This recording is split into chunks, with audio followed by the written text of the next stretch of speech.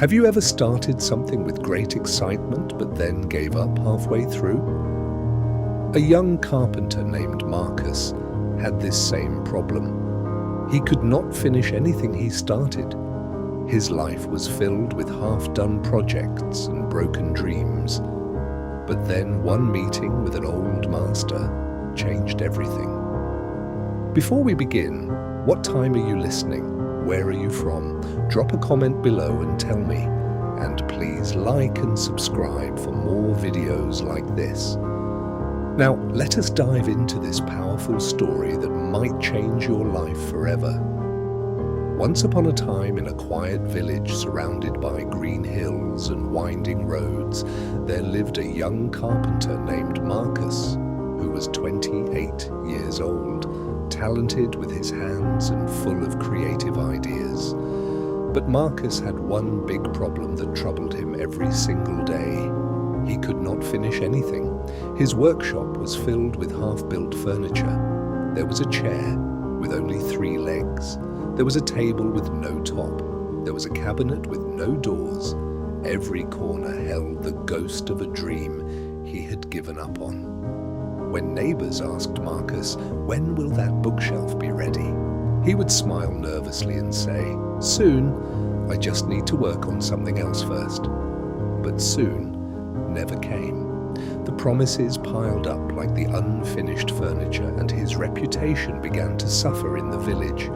His father was a respected carpenter who had taught Marcus everything he knew. He would visit the workshop and sigh deeply. "My son," he would say, shaking his head. A carpenter is not measured by how many projects he starts, but by how many he finishes. Marcus would nod and promise to do better. Then he would start another project. He told himself, "This time will be different. This chair will be the one I complete." His heart would fill with hope and determination, but the pattern always repeated itself. But within days, a new idea would appear. A better design, a more exciting challenge, and the half-finished chair would join the others, gathering dust in the corner. The cycle continued month after month, and Marcus felt trapped in his own pattern. Marcus felt ashamed, but he could not stop the pattern. It was like an addiction he could not control. The shame grew heavier with each abandoned project. Every night, he lay in bed, surrounded by the weight of incomplete things. The guilt pressed on his chest like a heavy stone. He whispered to the darkness, "Why can I not finish what I start? What is wrong with me?" The questions echoed in his mind, but no answers came. The darkness seemed to mock his failures. One spring morning, Marcus received the opportunity of his life. The mayor's daughter was getting married, and she wanted a special wedding gift for her husband, a hand-carved wooden chest. This was the kind of project that could change everything. She came to Marcus's workshop. She saw his talent and the half-finished pieces. She said, "I know you can create something magnificent. I will pay you well. I need it in 3 months." Her eyes sparkled with hope and trust, and Marcus felt a surge of energy. Marcus' heart jumped with joy. This was his chance. This would be the project that proved he could finish. He accepted immediately. His mind already raced with beautiful designs. This time would be different, he promised himself. For the first 2 weeks, he worked with passion. The chest began to take shape. The wood was perfect. The carvings were beautiful. Everyone who saw it said, "Marcus, this will be your masterpiece." Pride swelled in his chest, and he believed he would actually complete something. But then he saw a beautiful design for a wooden jewelry box in a book. "Just a small project," he told himself. "I will finish it quickly, then return to the chest." The familiar voice of temptation whispered in his ear. "Just this one small thing," it said. "You have plenty of time." The small project became a medium project. Then another idea came, then another. His focus scattered in a dozen different directions. The wedding chests had abandoned in the corner. Days turned into weeks, and 3 months passed like water through his fingers. The wedding day arrived. The chest sat in the corner of his workshop, still unfinished. No lid, no lock. Half of the carvings incomplete. It stood there like a monument to his failure. Marcus stood at his workshop door, listening to the wedding bells ring in the distance.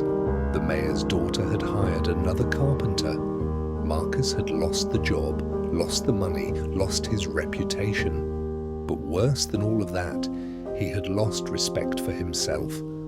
The pain of this failure cut deeper than any before. It was not just about money or reputation. He sat on the floor of his workshop, surrounded by dozens of unfinished pieces, and for the first time in his life he cried. Not because he had failed once, but because he had failed the same way over and over for years. The tears came from a deep place inside where all his broken promises lived. He looked at his hands, skilled hands that created beautiful beginnings, but never beautiful endings. He whispered, "I am tired of being the man who almost did something great." The words hung in the air, heavy with truth and heavy with pain. That evening, broken and desperate, Marcus walked to the edge of the village where an old master carpenter named Samuel lived. Samuel was known for two things: his perfect craftsmanship and his silence. He rarely spoke, but when he did, his words carried the weight of decades. Marcus knocked on the workshop door. Samuel opened it, looked at Marcus's red eyes, and simply said, "Come in." No questions, no judgment, just an invitation to enter. The workshop was small but very clean and organized. Every tool had its place and every surface was clean, and in the center of the room sat a simple wooden stool, perfect in every detail. The contrast to Marcus's chaotic workshop was striking. Everything here spoke of discipline and completion. Marcus felt both inspired and ashamed at the same time. "Master Samuel Marcus," said, his voice shaking, "I cannot finish anything. I have talent, I have ideas, but I cannot complete what I start." His voice cracked with emotion. "How do you do it? How do you finish everything perfectly?" The question poured out from his soul. Samuel did not answer immediately. Instead, he picked up a small block of wood and a carving knife. He sat down and began to carve slowly and carefully. After several minutes of silence, he spoke. The silence itself was a lesson in patience before wisdom. "Marcus, do you see this wood?" Marcus nodded, his eyes fixed on the old master's hands. "Inside this wood is a spoon, but right now, the spoon is trapped invisible." Samuel's voice was calm and steady. "My job is to remove everything that is not the spoon." Each word carried deep meaning. He carved away a thin layer. "If I stop now, it is just damaged wood, worthless." The wood shaving fell to the floor. Such a simple action, but filled with meaning. He carved another layer. "If I stop now, it is still nothing, just more damaged wood." Another shaving fell. He continued stroke by stroke, patiently. "But if I keep going, if I remove one layer, then another, never stopping until the spoon emerges, then I have created something complete, something useful, something valuable." The spoon was beginning to take shape now, and Marcus watched in fascination. Samuel looked directly at Marcus. Every project has a wilderness period. The beginning is exciting. New ideas, new possibilities. The end is satisfying. Completion, pride, results. But the middle is where dreams go to die. He held up the half-carved wood. The middle is hard, boring, frustrating. You doubt yourself. New ideas seem more exciting. That is when most people quit. But here is the secret, Marcus. Samuel paused, letting the words sink in. Finishing is not about motivation. Motivation fades.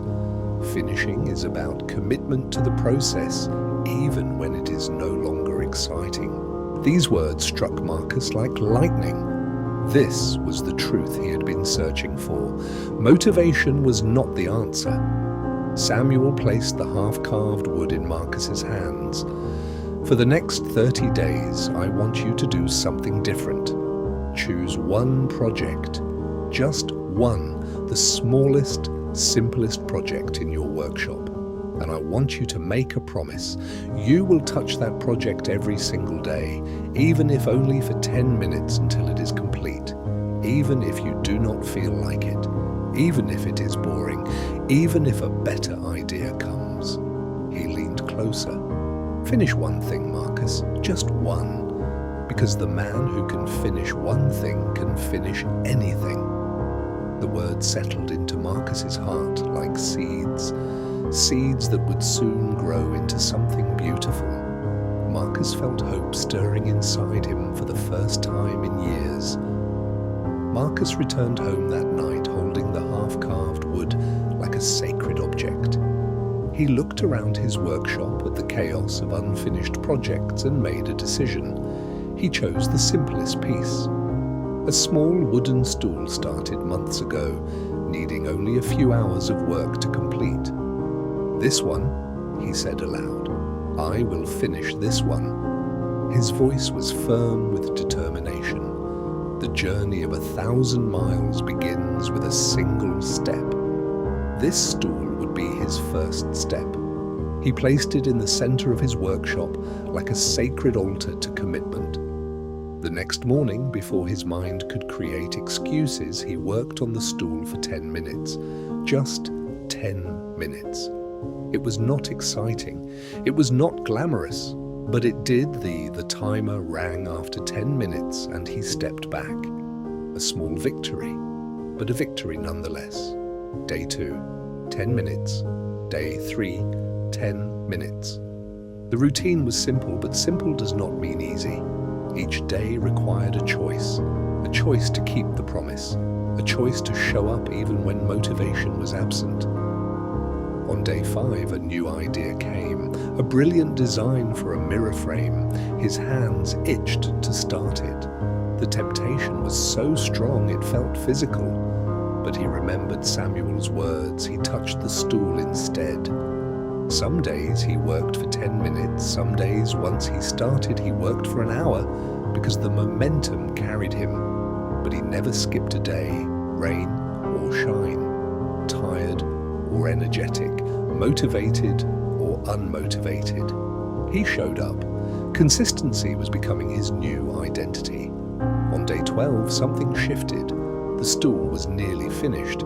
He could see the end. And for the first time in years, he felt something he had forgotten. Pride. Not pride in starting, pride in continuing, pride in keeping his word to himself. On day 18, he sanded the final surface. On day 21, he applied the last coat of finish. On day 23, the stool was complete. Marcus placed it in the center of his workshop and sat on it. It held his weight perfectly. It was simple, but it was finished, whole, complete. Weeks became months. Marcus' workshop changed completely. The half-finished graveyard disappeared, replaced by completed furniture, each piece a proof of commitment. 6 months later, the mayor's daughter returned. She had heard about Marcus' change. "Can you still make me that wedding chest?" she asked. For our anniversary, her eyes held hope, but also uncertainty. Could he really finish what he started? Marcus smiled. "Yes, and this time I will finish it." His voice was steady and confident. He had proven it to himself dozens of times already, and he did. My friend, Marcus' story is not just about carpentry. It is about you. It is about me. It is about every person who has started something with passion but left it incomplete. We all have unfinished dreams collecting dust somewhere, projects we began with excitement but abandoned in the messy middle. here is the truth. Finishing is a skill, not a talent. And like any skill, it can be learned. You do not need to be born with it. You just need to practice it one project at a time. Every completed project strengthens your finishing muscle, making the next one easier. I will be back with another story to keep you growing. Until then, remember, stop starting new things. Start finishing.